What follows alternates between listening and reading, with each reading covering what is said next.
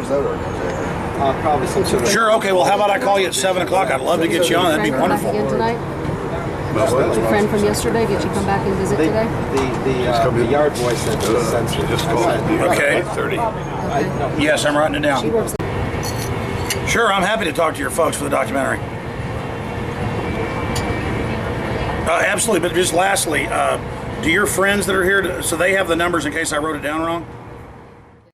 Started about 8:30 this morning, and again, the key point which was discussed this morning is the destruction of the United States dollar.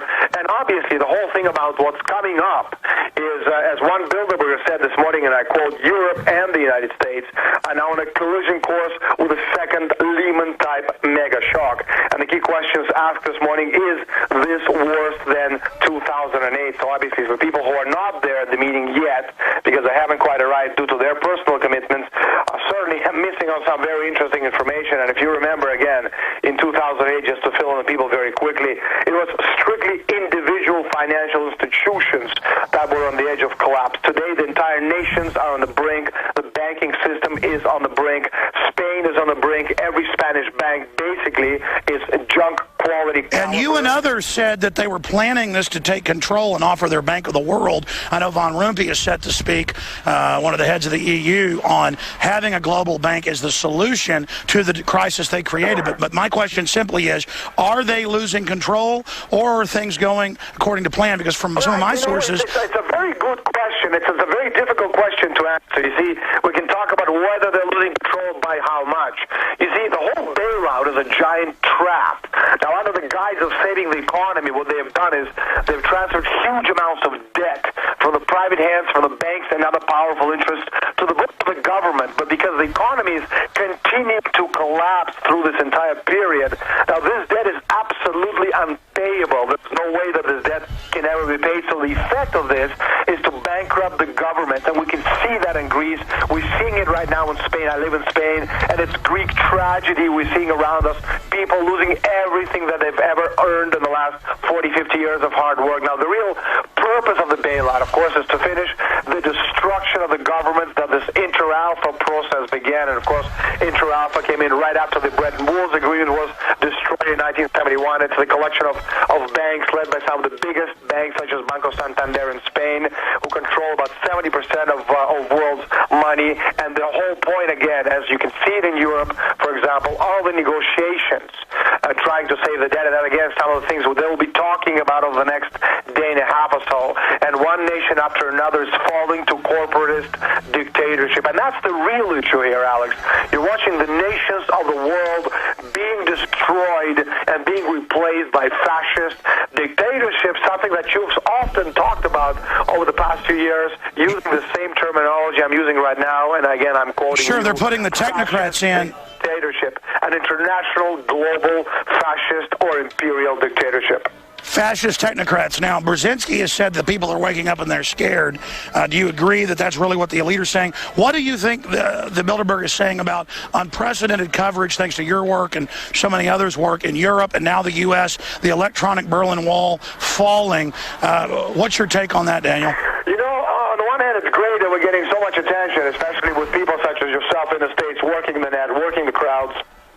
But on the other hand, again, there's just simply not enough people, especially when you compare it to, such popular events as, I don't know, a Lady Gaga concert or a football championship, a Super Bowl. I mean, it would be great if we could get 500,000 people to come out and stand in front of the hotel and actually say no to this thing, but we don't have that.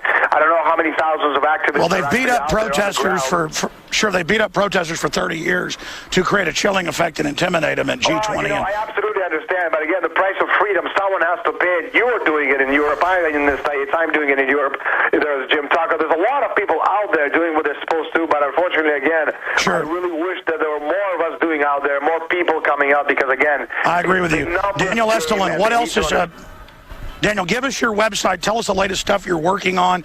What else are you getting from the Bilderberg 2012? What else is on their agenda? My website is www.danielestulin.com. We're actually in the midst right now. We're working on a Bilderberg documentary film. It's about a $500,000 production. It's being put together by a young and brave Spanish production company called Proin made this film.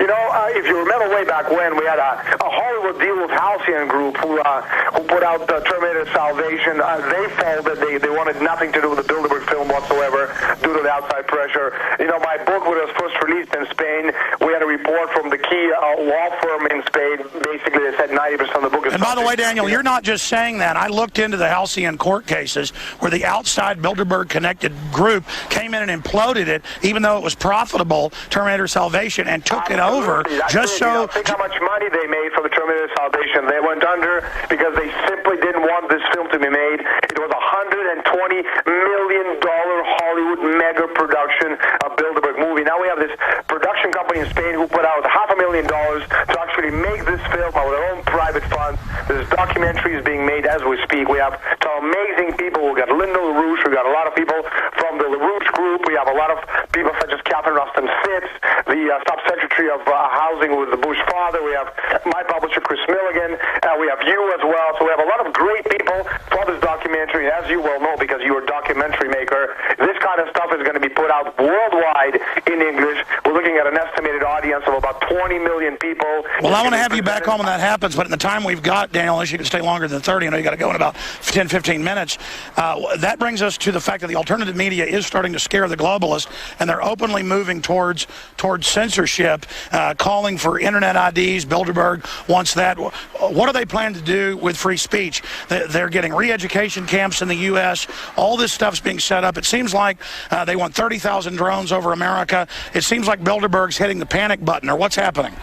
Well, you know, I think it's actually much simpler than that. I think all you need to do is dumb down the people. They've done that a long time ago, and again, what they've been able to do, and unfortunately for us, they've convinced the masses that what you see on television, what you see on the front page of the New York Times, Washington Post, or what Dan Rather has to spat out tonight, has to be the truth, and everything else has to be a conspiracy theory. Of course, Bilderberg is not a conspiracy theory, it's a conspiracy reality, and basically what they say, what Alex Jones is saying is that, and what Daniel Estulin is saying is the truth. Why isn't it on the front page of the New York Times? Why is it not in the Washington Post? Why do you not get coverage in the CNN? They don't. Sure, Daniel. We got to go to break. Stay there. More from Daniel Estulin with his Inside Bilderberg sources straight ahead. I'm live from Bilderberg 2012. Stay with us. Daniel, continuing. What else should we know that's important right now from your Bilderberg sources? Well, again, these are the things that we'll be talking about, obviously, over the next couple of days. But you have to look at this wide buying of sovereign debt. It's happening in Spain. It's happening in Greece and Portugal and in all countries of Europe. And the banks are buying it because the idea is to bankrupt nations. It's not the other way around. The idea is not what we're hearing from governments. It's just a way to actually get fresh money into the system. Again, the banks are buying sovereign debt because what they're doing is they're bankrupting nations. The idea is to destroy nation states. Now, you and I have talked about this way back in 2005, about an hour ago. I went back over some of the archives of our first interviews back in 2005. And we talked about this destruction of the nation-state republics, and this is exactly what we're seeing right now. This is the old Venetian game and having your adversary go so far in debt to you that you control the adversary. And of course, the banks themselves are buying debt, which is worthless. But many of these banks are not intended to survive. Now, if you take the oligarch at its word, the empire says that they want to reduce the population to 1 billion people on this planet. Again, something that you've been talking about in a lot of your videos over the last few years, which means that huge sections of the banking system in the United States, in Canada, and in Europe, huge sections of national economies, huge sections of the population, they are gonna go. So this system is never coming back. And this is what the bailout really is. In trying to save this money, which is really virtual money, it does not exist. And Daniel, I want to point out, this is exactly what you said in 2006 when I interviewed you for Endgame. You have Bilderberg sources, and this is exactly what they're doing. It's eugenics. This is the controlled implosion where they pose as saviors, and they say we've got to get rid of everybody's liberties to keep things together, and it's a designed, controlled implosion. How do we fight back against this? Something, again, go back to Glass-Steagall, something that Lyndon LaRouche and his people have been promoting for a very, very long time, that clear separation between what are commercial banks and investment banks. And this is the only way to go, that there's a system in Europe, okay? It's called a monetary system, which is worthless, which is based on the Venetian Fondi system going back to the 13th and the 14th century. We don't want that in the United States. We want a credit system, which is exactly what we had going back to Hamilton, and this is exactly what we have to get back in the United States. And this whole movement, again, in America, is being led by Lyndon LaRouche. And thanks to you, you get Lyndon on your side a lot, and that's a lot of help out there for the people who are trying to fight Bilderberg and fight the system, because, again, we need to educate people. They have to understand why the nation-states of the world are being destroyed, why countries are being turned into regions, and why regions are being turned into the world. Not government, but rather one world company limited. Again, something that you and I have talked about a lot over the years, and we see it again in Greece, we're seeing it in Portugal, we're seeing it in Italy, where an unelected official by the name of Mario Monti is now the caretaker prime minister. And of course, all of these people belong to Goldman Sachs, as does the general director of the European Central Bank, Mario Draghi, who was on television today in Spain talking about how we need basically to deeper cuts in the system, which are, needless to say, only destroy what little Spain has left of value. Daniel, again, very well said. We're going to go to break and come back with one more segment with you, but I want to start now. We're seeing unprecedented calls to hand the internet over, quote, to the UN. That just means the banksters. We're seeing Congress told, sit down, shut up, the UN and NATO command the military. World government is now out in the open. This is just an incredible time. Why are they now revealing themselves to such a great extent? Well, again, they're not doing it as a world government. They're doing it as a one world company limited, because, again, it's just much easier. It's aristocracy of purpose, something you and I have talked about for your Endgame documentary. It's on. People should go and see that documentary. There's a lot of truth in that. In 2006, I think you put it out. You interviewed me for extensive bits for that documentary. One world company limited, aristocracy of purpose, corporations that have a lot more power than any government on the planet. You can call it UN, you can call it whatever you want, but it's the technocrats running the world. And they happen to be eugenicists. It's not just like, oh, we've got new owners, there's some banksters. They want us dead. I mean, cancer at record numbers, autism. They are killing us deader than a hammer. Final segment with Daniel Estulin. I'm out here. WorldNet Daily's covering it. The Washington Times is covering it. We're covering it. DrudgeReport.com is covering it. Daily Mail is covering it. London Guardian, Charlie Skell. Okay, so we are now all out here. It is Bilderberg 2012. I'll continue live streaming after the show's over in about an hour and a half. We're going to have a lot of people. Webster Tarpley's here. There's also Adam Kokesh, Mark Dice, Luke Radowski, just countless great patriots. Dan Dix is right here. It's just going to be an amazing 3 days. Our final segment with Daniel Estulin. Daniel, Jesse Ventura's conspiracy theory that you were on the first season and did a great job on. They had Homeland Security shut down one of their episodes, and now it looks like maybe all of them. I'm not at liberty to talk about it yet. I happened to follow in the news what happened with your film. It really was set to be made by that big film company that was putting out films and doing great. They killed your film. I mean, it shows that they're afraid of things, or they wouldn't be trying to kill them. They wouldn't be trying to shut us down. I mean, there's got to be a reason they want to censor the web. There's got to be a reason they want to arrest political dissidents. There's got to be a reason they want to beat people up at protest to dissuade this. I mean, these guys are paper tigers. Once you identify them, then they're in trouble. I mean, they've always wanted to be secret because they want to make us think that their presidents and prime ministers are where the buck stops. I mean, do you agree with that statement? Are there cracks forming in the Bilderberg facade? Yes, I've been thinking about this. The fight is to educate people. You've been doing a lot of that through your videos, but I think people have to understand, to separate a conspiracy theory, from a conspiracy reality. Conspiracies, what a lot of people talk about what Bilderberg is or is not, and the actual historical Bilderberg, and that will help people understand exactly how to fight them, because, again, it's not a one-eyed monster, it's not a Jewish Masonic conspiracy. There's no conspiracy, even though a lot of people, their infantile fantasies see it as such.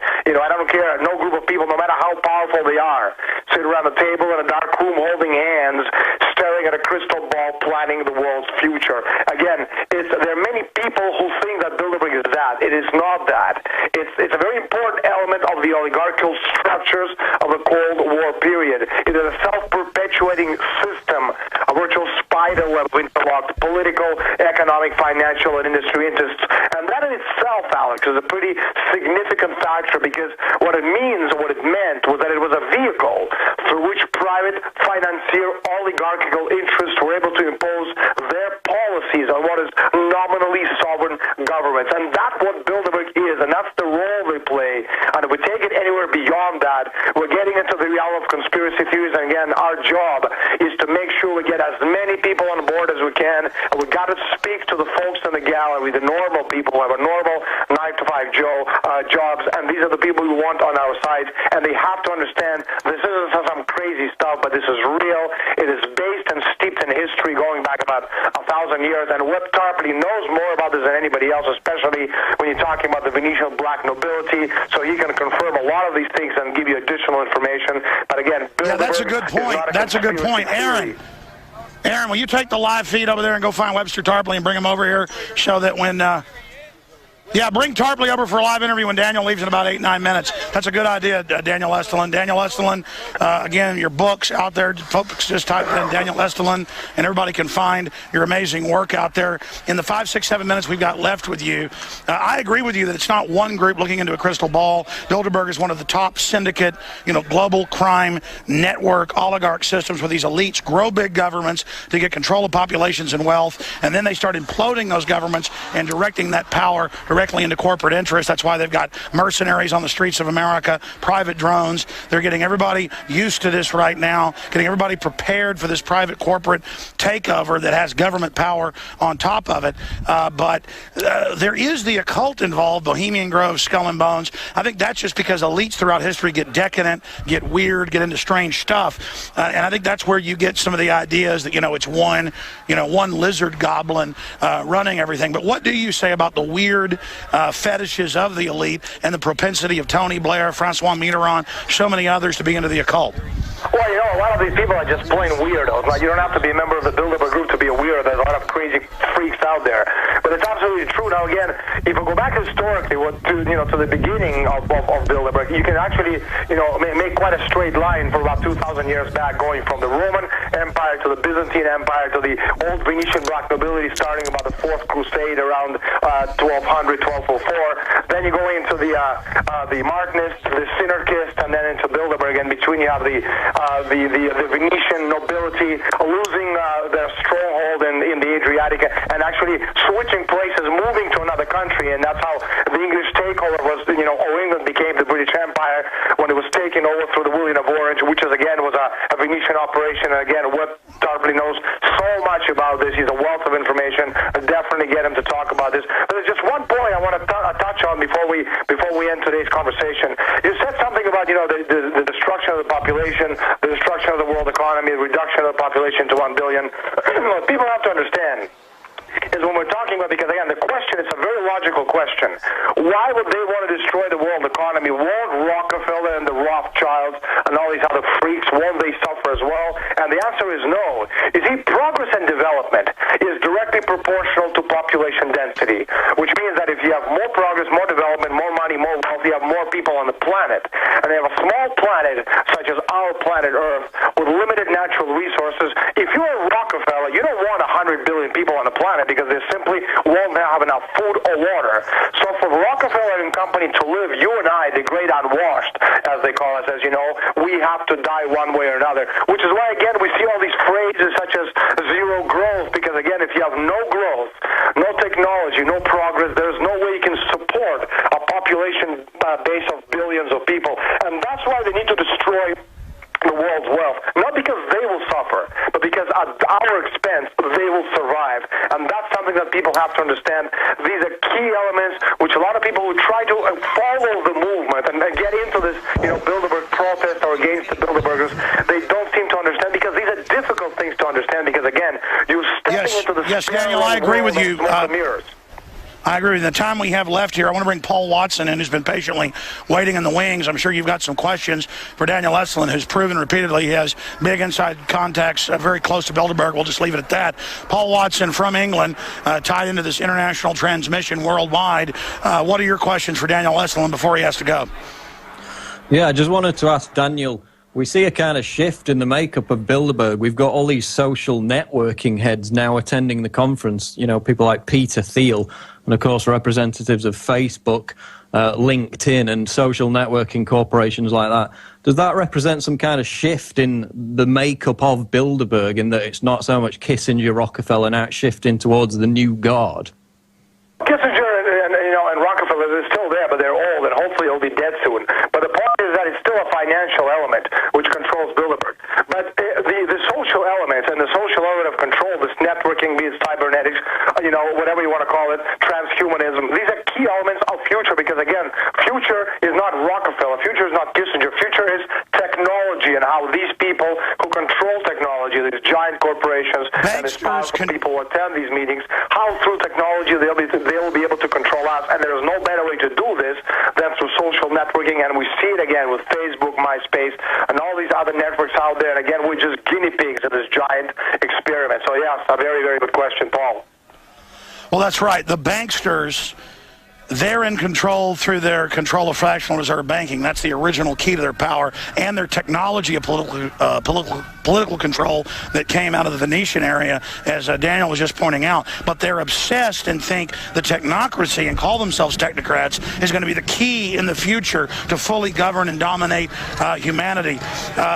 Daniel, any other key tidbits, or what can we expect in the next few days as you get more from your sources on what Bilderberg is up to? Well, I can tell you the key points, again, aside from what we talked about earlier, is NATO and Afghanistan. They want to talk about the practical agenda for the alliance.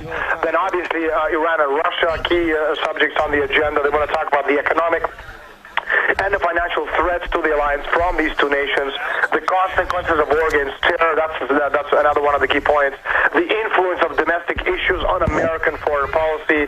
Japan is going to be on the agenda as well, the outlook for Japanese economy, and of course the number one question this morning, which they're discussing, is will Euro survive? The answer is obviously not. And the second point is they'll be talking about this afternoon the developments in Europe, Europe's exit strategy on hold, question mark. It's not on hold. Europe is being imploded, is being destroyed. We could see it again in Spain. It's happening all over Europe, and obviously I think, Paul, you will agree it's also happening in England. Daniel, in closing, why did Bilderberg want to remain secret? I mean, obviously that's got to be a big problem for them. They tried this mind game with people and said that Bilderberg didn't exist, this Jedi mind trick, and now that hoax has fallen. And when people start discovering that there's people behind the puppet politicians, that's the beginning of the end. Why did Bilderberg want to remain secret? Just because they're engaged in Logan Act violations? Because they're engaged in buying and selling? Because, law and order is again, it depends on how you look at it from whose point of view. Bilderberg's point of view, there's no laws, just order, their order. And the point is that there's a lot of people within the group who actually would prefer this to be an open meeting, such as Davos, for example, because they feel that it will attract a lot less attention. But people such as Henry Kissinger, for example, who are megalomaniacs, they want it to be this private, secret meeting, which is why they keep harping on keeping it secret. And a lot of people within the group who are more, I don't know, I think pragmatic. They want it actually to be open, not open to the public or open to the international free media, but certainly have a Davos-like effect. And we'll see exactly what will happen in the next few years, because I think if you and protesters out there keep growing in numbers, they may just have to call it and turn into a more open private meeting. But then politicians that don't want to be known that they're going there will have to admit they're going there, and then they can't have behind closed doors meetings. But we all know at places like Davos, there's the public meetings, there's really the little impromptu side meetings. So overall, on a scale of 1 to 100, Daniel Estulin, from your research, 100 being Bilderberg is flying high, nothing resisting him, and 0 being total defeat of the oligarchs. Where are we on that scale of 1 to 100? I say we're at about 50 right now. It's a tipping point either way for the future of humanity. What do you say? Well, I think, things are not going as well as we'd like for them to go, but certainly not as quickly as they want them to go. So, I think you're right on the money. I think it's about 50-50, but again, it's, the time is against them, because, the longer we can withstand the onslaught, the more of us will actually join the movement and wake up to the dangers of these organizations, Bilderberg and others, the Trilateral Commission, Council for Relations, the Circle, et cetera, can actually cause and pose for the world. I also heard from folks that said they talked to you. I want to confirm it, that you're unable to get into the U.S. now, and that's why you didn't travel here. I haven't been able to for a couple of years, but, this particular year, this year, I didn't even bother trying. I mean, I might have tried, and they might have said yes or no, but certainly last year I tried and didn't let me in, the year before either. And if you remember, when I actually went to make a documentary, the conspiracy theories of Jesse Ventura, I had to postpone my trip for a couple of days because they wouldn't let me on the plane. That was way back in 2009. It's in my Shadow Masters book. I explained that whole episode. Yeah, but I mean, I remember talking to Ventura when it was happening, and they canceled the plane that they booked.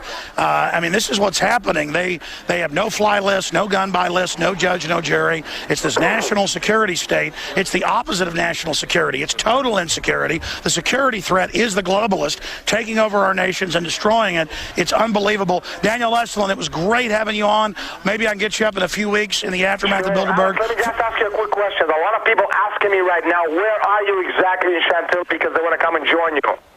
I am right in front of the Westfields Marriott Hotel, but don't even stop your car for a minute to be dropped off, or the police will write you tickets. It's shameful that they would be trying to white glove inspect everybody, and you've got to park at a nearby park about a mile away to get here. What time is the big protest tomorrow? Because I want to put it all on my webpage. We're going to try to concentrate everybody so they can get off work 7 o'clock on Friday and 7 o'clock on Saturday in the evening, so everybody has a chance to get here from all over the country. But we're going to be protesting tomorrow live down here during my radio show from noon to 3 Eastern. I'm going to be out here tonight as well, but we're going to try to focus it all Friday night, 7 o'clock, and Saturday night, 7 o'clock. The itinerary's up at Infowars.com. So is the list, which they didn't put out in the past. Now they're starting to put it out. The official Bilderberg attendee list. That doesn't mean everybody's on it. Hey, by the way, Daniel, I just keep asking you questions, but we're about to go to break. Are there anybody on the list that isn't on the list? I mean, you always say that, hey, there'll be people who are there that aren't on the list, and I've been there with you at Bilderberg with long lenses documenting that there are always people there who aren't on the list, and that's usually the most important people to know. I don't have that information yet because, again, it's still morning in the United States, and my sources haven't gotten back to me because I'm in Spain, but as soon as I do, I'll certainly let you know. All right, thank you so much. Give out your website one more time. It's DanielEstulin.com, www.danielestulin.com. Please give my best to Wes Tarpley. I admire his work, and obviously, needless to say, everything he does is great. All right, thank you. You too. Keep up the great work. We'll talk to you soon, Daniel. You take care of yourself. We'll be in touch soon.